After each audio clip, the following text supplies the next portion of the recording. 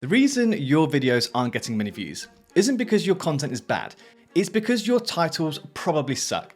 I see it all the time. Small YouTubers like you putting hours and hours into editing great videos only to sabotage yourself at the final hurdle. Why? Because you're writing your titles the wrong way. Just one small simple tweak in how you write your title could be the difference between 10 views and 10,000 views. So in this video, I'm going to show you exactly how to create your titles the right way. So before we get into the tactics, let's zoom out a bit first and understand why people actually click on videos in the first place. Because a viewer clicking on a video isn't usually a logical decision, it's an emotional one. When a viewer lands on the YouTube home feed, they're not sat there carefully evaluating each individual video they see. Instead, what they are doing, they're usually scrolling really fast and making split-second decisions based on how a title and thumbnail makes them feel. And that's the key. People don't click because your title is informative. They click because it triggers something inside of them. So your job as a YouTuber isn't just to use your title as a way to describe the video. Instead, it should be to create an emotional reaction. When someone decides to click on a video, it's because of a tiny spark in their brain that says wait, what is this? That right there is an open loop, which we will discuss in the next section. But you just need to understand that until someone clicks, your content doesn't even exist to them. You could have the most valuable video in the world, but if your title doesn't make people stop and feel something, they're just going to scroll straight past it. So everything we talk about from here on out, open loops, emotional triggers, length, structure, all of that stuff, all of it feeds back to one core principle. Emotion drives action. So step 2, open loops. So one of the most effective ways to trigger an emotion and drive clicks is by using something called an open loop. This is a powerful psychological tool that plays on human curiosity, which is the need to resolve unanswered questions. An open loop is when your title introduces a hint but doesn't give the full payoff. Now, open loops spark intrigue and leaves the viewer wondering what happens next. Think about it. When you see a title like, "This one mistake killed my channel," or "I tried Mr. Beast's strategy, here's what happened," your brain should immediately start asking questions like, what was that mistake? Did it really ruin his channel? Or what happened with the strategy? That sense of unresolved tension creates discomfort. And the only way to relieve that discomfort is to click on the video and find out. And open loops work because our brains are wired to seek closure. We hate unfinished thoughts. So when you hint at something like a mistake, a discovery, or a transformation, but don't reveal the full outcome, people are always compelled to click. You'll make them curious enough to stop scrolling and want to start watching your video. And this is why vague or overly descriptive titles often fail.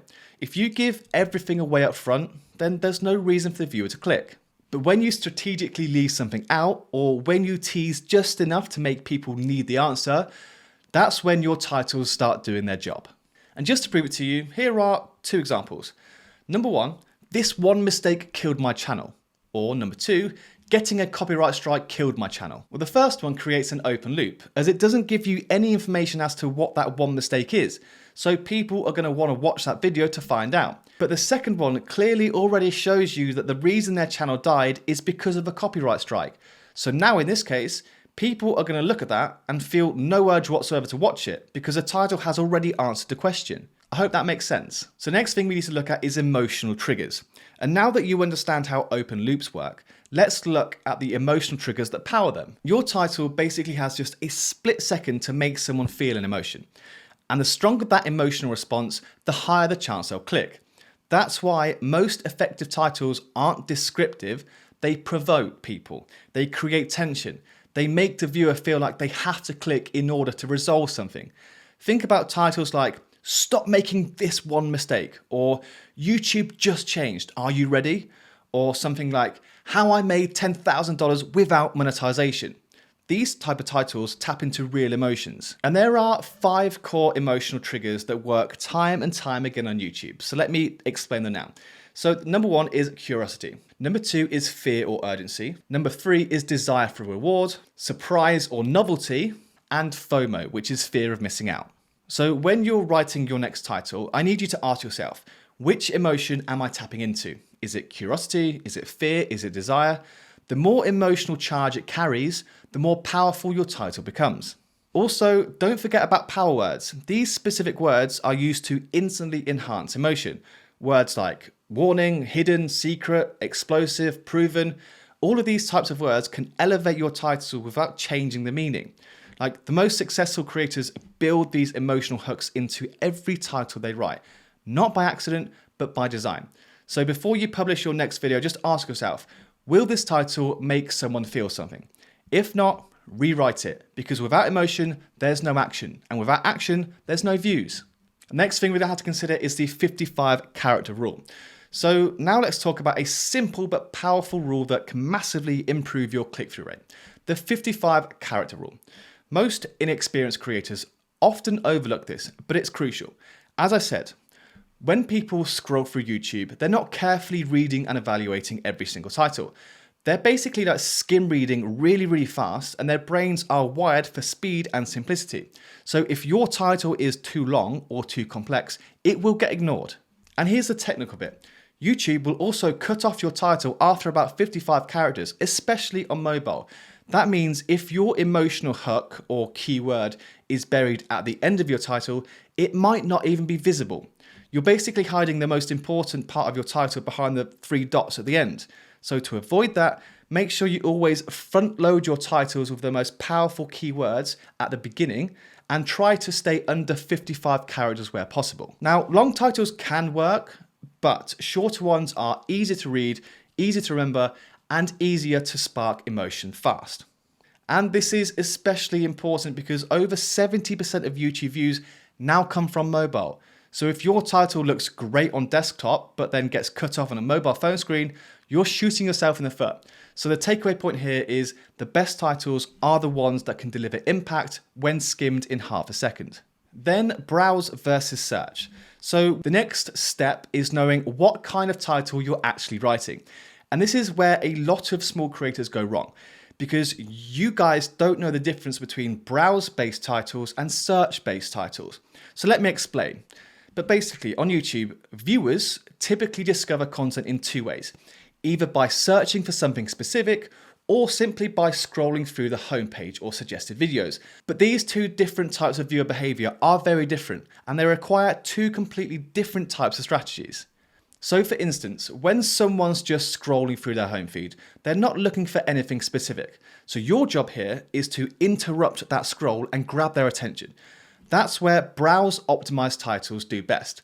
They lean heavily on like curiosity and emotional triggers. Titles like YouTube Shorts just changed forever, or this mistake is killing your channel, they'll work because they make people stop and ask questions, even if those people weren't originally searching for that particular topic. On the other side, however, search optimized titles are written for people who already know what they want to see. They're actively going in and typing things into the search bar, and they will click on the results that come up first after they search for a specific term. So the titles of these videos need to be clear, direct, and keyword focused. Think of formats like how to start a dropshipping business in 2025 or best video cameras for beginners. Like, those titles are educational, they're SEO driven, and they tend to perform well over time because they're evergreen and they rely on search traffic. Now, one isn't technically better than the other, but you do need to know what traffic source you're targeting before you upload the video. For example, one of my videos is titled How to Start a YouTube Channel in 2025, and this one is optimized for search. And the analytics show that because most of the views come from YouTube search. But a different video of mine titled If Your Shorts Get Under 1,000 Views, Do This, is clearly optimized for browse. And it got over 1 million views even though no one is searching for that exact title phrase. So again, just try to understand how your title will be discovered and write it accordingly. Then we have write the title first. And here is one of the biggest mindset shifts that can completely change how you approach YouTube. And it's something that almost every struggling creator I see gets it wrong. Because most new people come up with a video idea, they'll film it, they'll edit it, they'll upload it, and then they'll quickly throw together a title and thumbnail right at the end. But that is completely backwards. Because the most successful creators in this game do the exact opposite. They start with the title first. Why? Because your title and thumbnail are the product. They're the first thing anyone sees. Your title and thumbnail are what people buy into with their attention. Like, the content only matters after you've earned that click. So if you build the video first, you're trapped. Like, you're stuck trying to retrofit a title and thumbnail onto something that's already been done. But when you begin with the title first, that's designed to grab attention, and then you build the video around that, you're making sure your content is aligned and primed to perform. So now on, before you even press record, ask yourself, what's the title? Like, what's the promise of this video? Why should anyone care? If you can't answer those questions, don't start filming. Now, if all of this is finally starting to click and make sense to you, and if you're realizing just how much your title influences your success on YouTube, then I've got something that can take you even further. I've built a short, high-impact, actionable course that walks you through exactly how to create high-performing YouTube titles and design scroll-stopping YouTube thumbnails. This mastery course is packed with real-world examples, proven frameworks, title formulas, emotional trigger breakdowns, like thumbnail design principles, and so much more. And as a thank you for making it to the end of this video, you'll receive the entire course for 50% off. Like, I've done it as cheap as I possibly can. So whether you're brand new or you're already making content and you've got a few subscribers, I promise you this mastery course will save you so much time. It will help you grow faster, and it will finally show you how to get your videos the attention they deserve.